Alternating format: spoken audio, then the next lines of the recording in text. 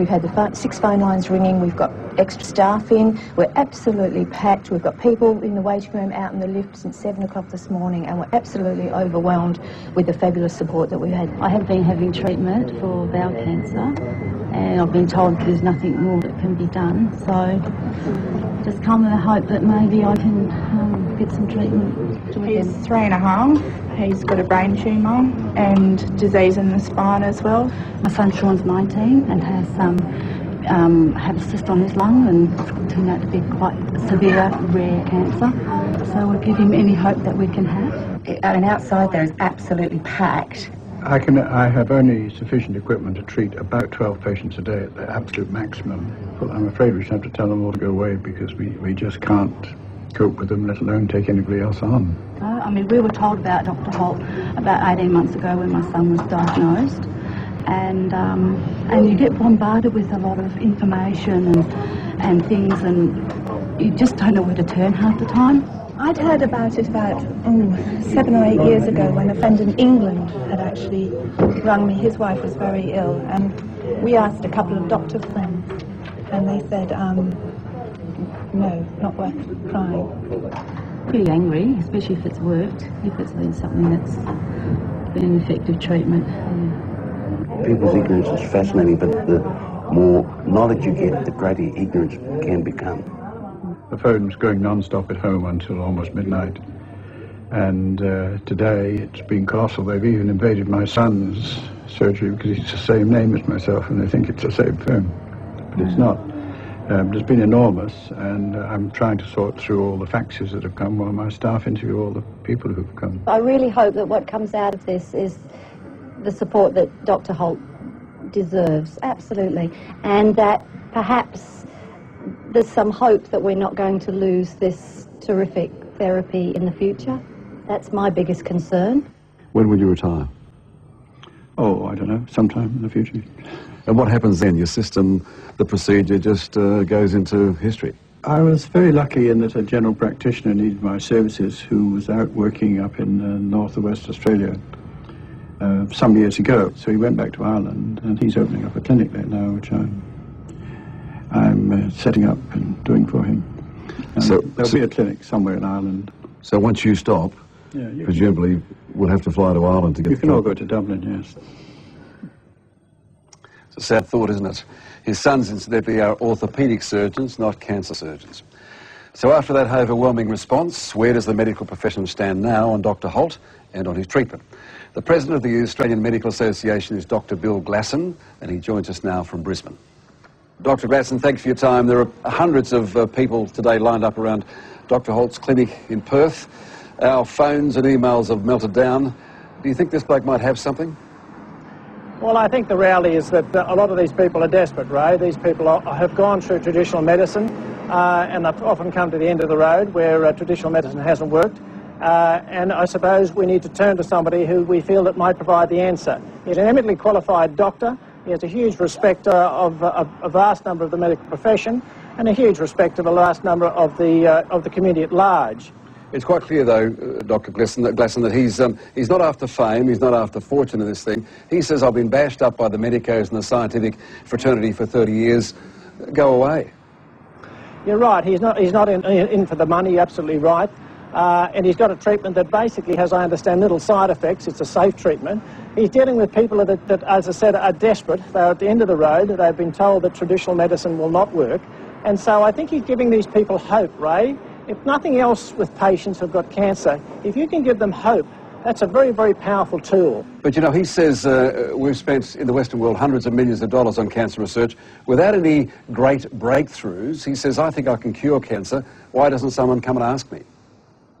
Well, I think that that's the challenge. If Dr. Holt feels he can cure cancer, and everyone as doctors, and certainly people listening to this program tonight, as doctors, if we could find a cure for cancer, you know, we would think we've solved, you know, most of things in medicine. So I think that every one of us as oncologists, as doctors in general, want to find the cure. We are desperate to find the cure. We want to help our patients. And if Dr. Holt feels as though he has the solution, then we need to actually listen to him, listen to the evidence that he puts forward, and look at appropriate trials that underpin, I suppose, the opinion that he has. It's a bit like you're guilty until proven innocent. Why doesn't the AMA, why doesn't the government, why doesn't the Cancer Council come to him and say, look, you seem to have some fairly remarkable results, let's have a look at what you're doing, rather than wait for him to come to you? Yeah, I think you're right, Ray, and I think probably out of the programs last night and tonight that there'll be a lot of, I suppose, pressure on all groups to actually look at the data, look at what has been tried around the world, and look specifically at Dr. Holt's data, and see whether we need to put funds into the system to, you know, put proper scientific trials in place so that, as I said, we can support or prove one way or the other whether this treatment works or not. Dr. Bill Basson, I know that I've pulled you out of surgery. I appreciate your time. Thanks very much for your comments. Thanks, Ray. Thanks very much indeed. Good evening. And we'll keep pushing for some action on Dr. Holt and his treatment. We would love to hear of your own experience. Please drop me a note. Okay, to Dr. John Holt again. Over the last week or so, we've brought you the remarkable story of this highly qualified surgeon in Perth. He's been treating thousands of cancer patients for 30 years now, with astonishing success. The success stories have all been anecdotal because, apart from 2 questionable studies, the cancer and medical establishments in Australia have totally ignored Dr. Holt's treatments. 79-year-old Dr. Holt has never shown his controversial radio wave therapy to anyone before, except, of course, to his patients. Well, tonight, he's agreed to show us.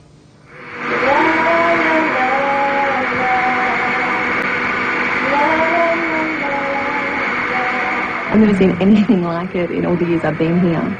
It's just unbelievable.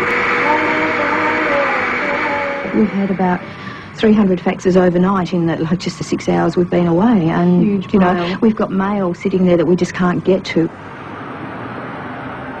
It's just after dawn in West Perth, but the world of cancer sufferers can't wait. I'm exhausted. So am I. Good morning, Dr. John Holt's rooms. There's another fax for you, Dawn. Thank you.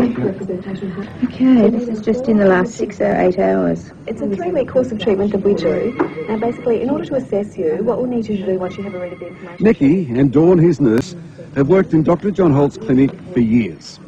After our story last week, their lives have been turned upside down, with hundreds of patients lining up every day, thousands of phone calls, and an endless pile of emails, all asking for help. Hello.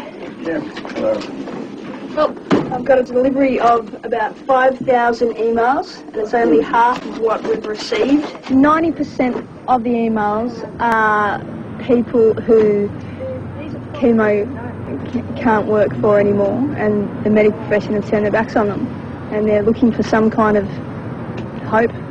Desperate, sad? Both. Horribly sad, horribly desperate. 6 years ago, Elvina Johnson had what her oncologist called a galaxy of tumours. She lost a leg and was given weeks to live. She credits Dr. Holt with saving her life. That's why today she runs the support group. When I was diagnosed, I did all the chemo. I did the amputation, I did the chemo again, I did the lung operation, and then when I relapsed the second time, there wasn't any hope for me. So then when I went to Dr. Holt, I got a new lease on life, I guess. I wondered how you'd go. Yeah. Elvina has now been cured of her cancer, but she's back in Perth with her mother and a much-loved grandma. Granny has advanced breast cancer. She's never had chemo or any other treatment except Dr. Holt. This is her 3rd visit, and MRIs show that the cancer is getting smaller. Look at me. I've just turned 89, and I discovered I had cancer of the breast. Yeah, I know. I think that machine's very good for Mum's face. I'm going under. Today, Dr. Holt is going to treat you for 8 minutes, 3 times each, okay? After the first 8 minutes, I'll stop and give you a little drink and a wet face wash if you need it. Okay? And are we ready to go? Yes, thank you. Okay. Thanks, Shirley. Is it a case of thousands? Thanks, Shirley.